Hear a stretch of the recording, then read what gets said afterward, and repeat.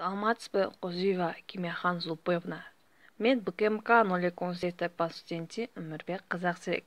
Тема инклюзив билим берүү. Инклюзив бул англис тилинен алынган сөз, бизче которгону кошулам деген маани билдирет. Инклюзивдик билим берүү негизги идеологиясы бардык балдарды дискриминациялоонун жою болуп саналат.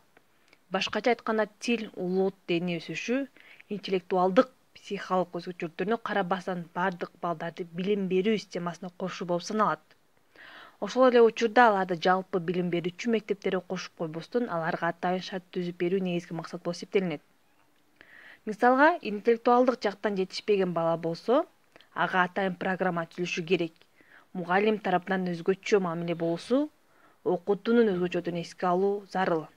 Мунун баары инклюзивдик билим берүүдө каралган.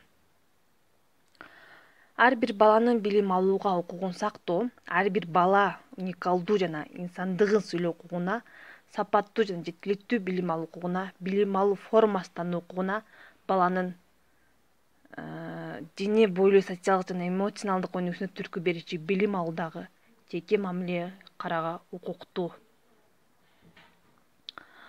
Үй-бүлөнүн жана коомчулуктун инклюзивдик билим берүүнү ишке ашырууга тартуу, ата-эне үй-бүлө билим берүү процессин жүзөгө ашырууда баалуу өнөктөштүктөр.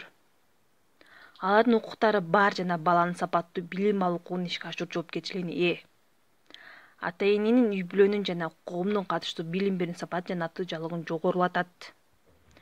Ата-энелер көбүрөөк кабардар болуп, окуучулардын өзгөчөлүктөрү тууралуу мугалимдерге маалымат бериши керек.